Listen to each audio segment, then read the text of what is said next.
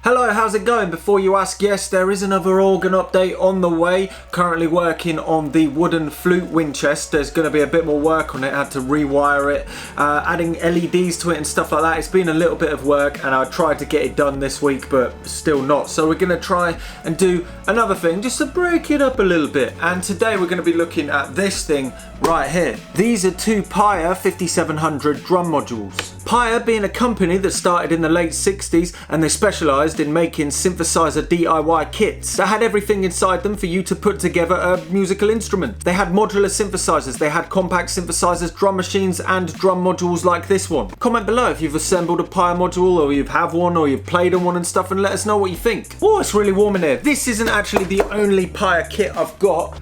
No, this one right here is another. This one was sent in from a clear out by a kind person called Robin. Thanks a lot, Robin. And this is the Paia Gnome synthesizer. It's a really small, compact, kind of simple kit to build. However, I haven't started it yet and we'll cover this in a video very soon. As you can see, this kit has started to be assembled. All of the panel components are in, but there's no wires on the back. And the board has already been pretty much assembled. However, sadly, it's missing the membrane from this. It looks like somebody's purchased a modern version, but we got to figure out how to plug that in instead. This gnome also only came with one end cheek. However, Robin over at Modular Perfection, who make custom DIY synthesizer cases, including Cosmo format cases, Eurorack cases and stuff like that. His website is below and he was kind enough to take the side cheek and create two matching ones for either side out of some lovely bits of wood, and he's done a really good job. And we'll look at this closer when we bash it together, which will be in probably a couple of weeks. However, this Paia 5700P, I'm pretty sure the P stands for, well, when it comes into a case and there's enough space for four of them. Well, this one is quite interesting and I shall tell you for why.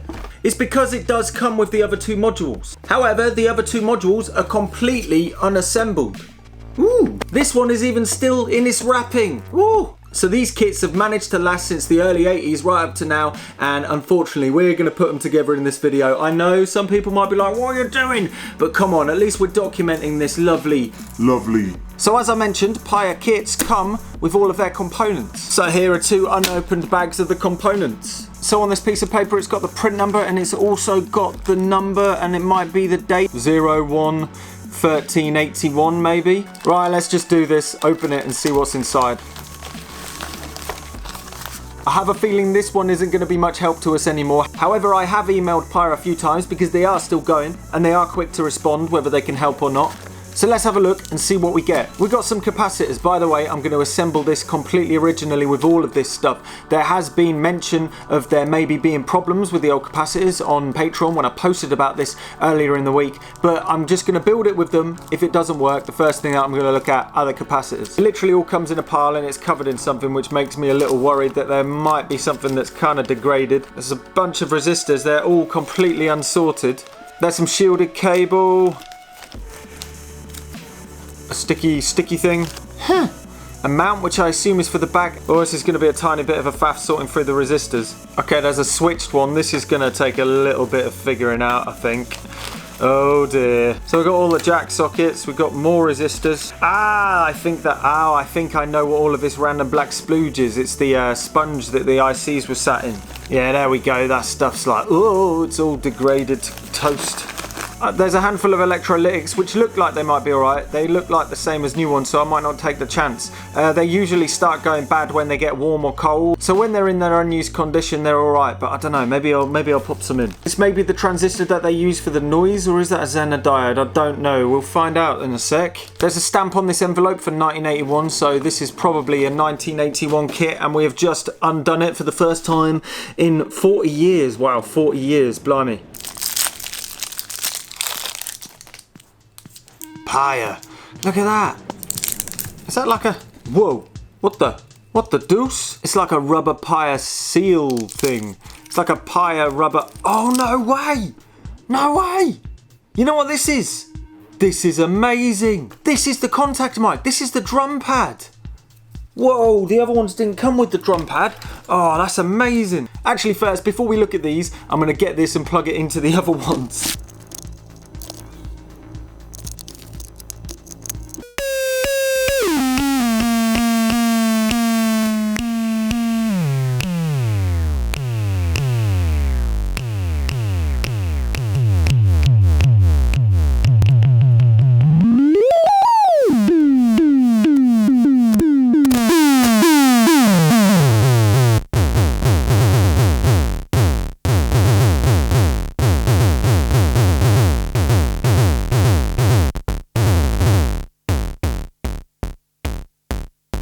So because I haven't got the instructions or a bill of materials, I'm going to have to run through all of these components and kind of cross-check it with a schematic, see if I've got everything, and go from there.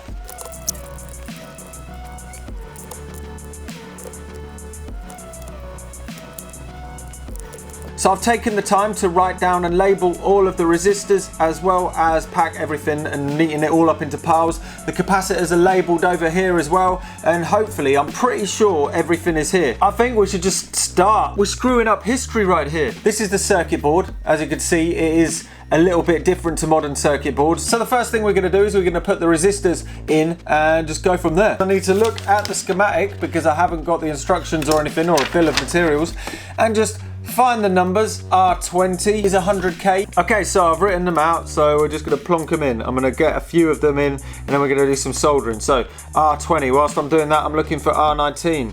Where's R19? Which is also, I'm not going to cross anything off. Oh, maybe I will cross something off. It will speed it up. I've printed out 2 copies of the schematic. Oh, R19, oh, where are you at?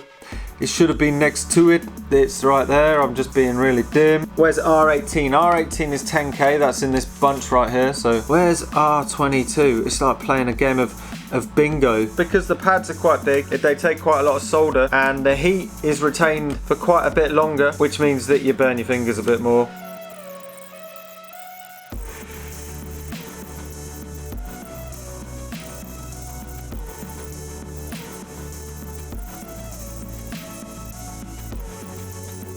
That spells a problem. Bugger.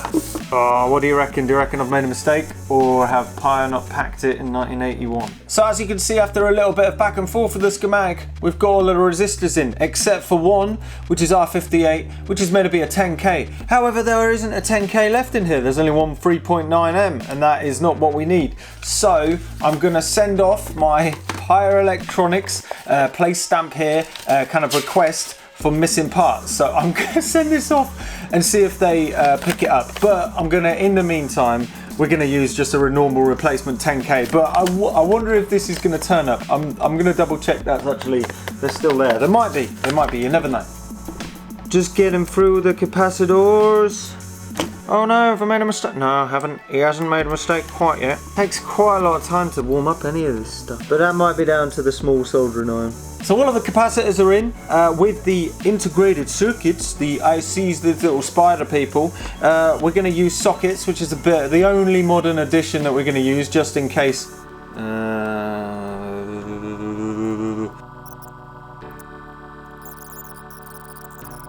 Heroes to tell you some words you can say. You mean my power, my pleasure, my pain, baby. Oh, shut up, Sam. The downside of having a single-sided board is you need to plonk in a bunch of bare wire all over the place to jump across tracks on the back, kind of make the double-sided top. The single trim pot that goes on the back is nice and old school. It sits upright and it plonks in right here. It doesn't even fit in the holes. Oh no. So now we're looking at the back of the switch on the assembled module. You'll see that there's wires going towards it. It's not actually soldered in place. I need some of this pad, this sticky pad. Plonker. This is old school stuff. Okay, this is making more sense. Okay, I think we're good. This thing needs a lot of jumpers purely because it isn't a double-sided circuit board like a lot of modern kits are. On the other side, oh, my burn, my finger.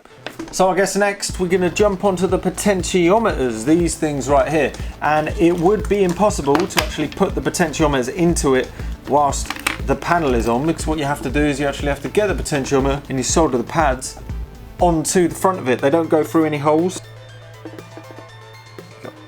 Bend them. Bend them like that, like Beckham. Oh, let's get this, let's do this. There we go. Yeah.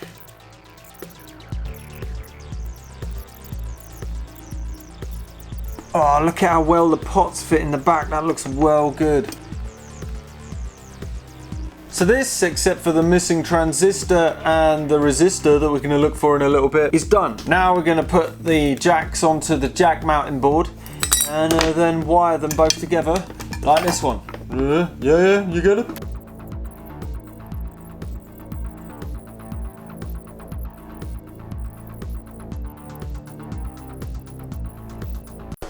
start. If I unplug the triggerer, so everything's working. It's just not getting. It's not getting triggered. I'm gonna have to do it. It's happening. Oh no! No! Oh, this is the feeling. Oh. Oh my god. Oh, that was good. That was really good. Oh, I've answered my question. Oh, I had to savour that moment for a second.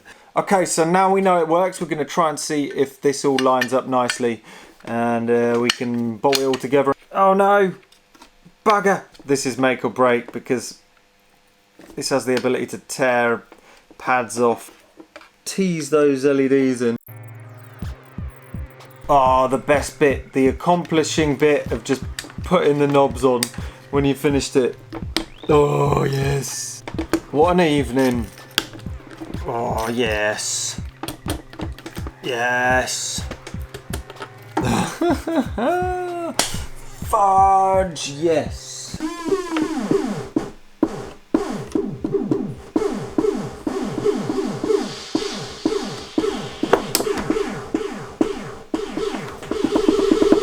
Done. Yes.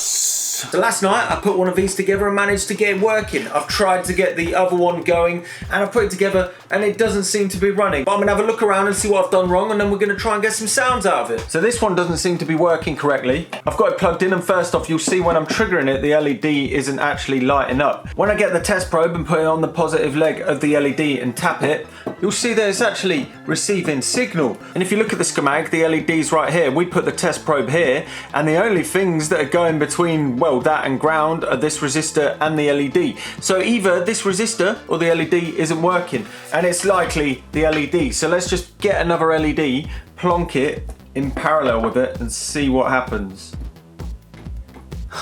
You see that? Yeah, so the LED that came with the kit isn't working, so let's swap that first. The other issue that we have is the sound is constantly on this one. It gives us the opportunity to have a quick look at the waveform. Bit of a look at the noise and then going between that and the waveforms. Oh yeah.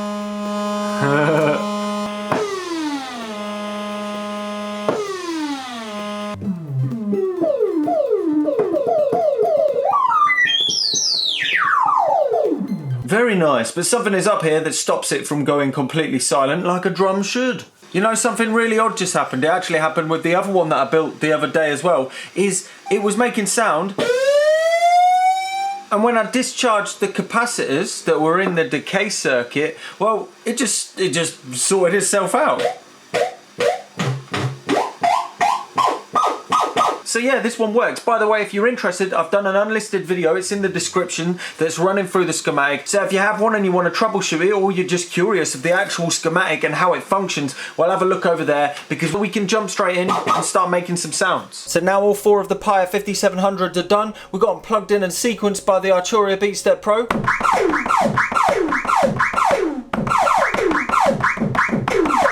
And we've also got the Cosmo drums in the background.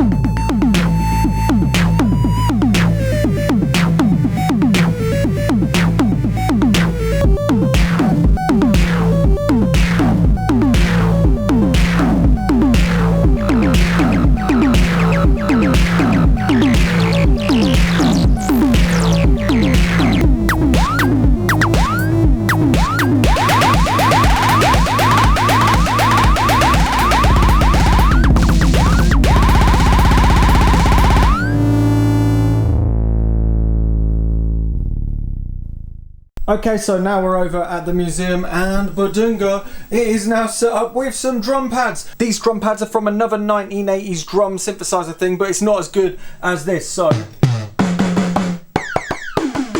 Got some sticks. We got a kick drum pad as well.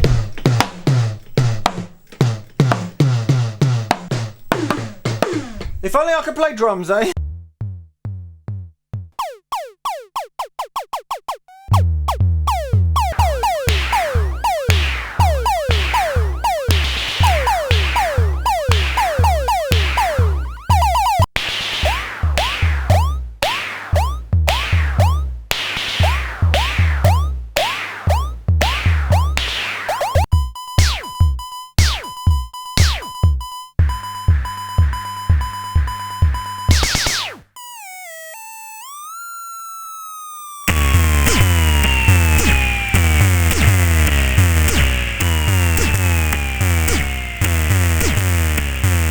So there we go, it's the Paia 5700. One of the modules that were already built has already developed an issue. The oscillator stopped working, so I'll have to look into that. You can also come to This Museum's Not Obsolete and play on it for yourself. There's also Cubase here and a Yamaha CX5M over there for all your clunky FM parameter changing needs. There's SynthCart up there and there's a couple of projects we'll see in the future there. The link to all of the information about the museum is also below. I've also included a bunch of drum hits from the Paia 5700. You can download and use them. They're available over on my Patreon, and needless to say, Patreon supports all of this crazy endeavour and stuff. Anyway, until the next video, which is the update about the organ, I'm Look Mum No Computer, and have a lovely time. Don't forget to try and have a lovely time.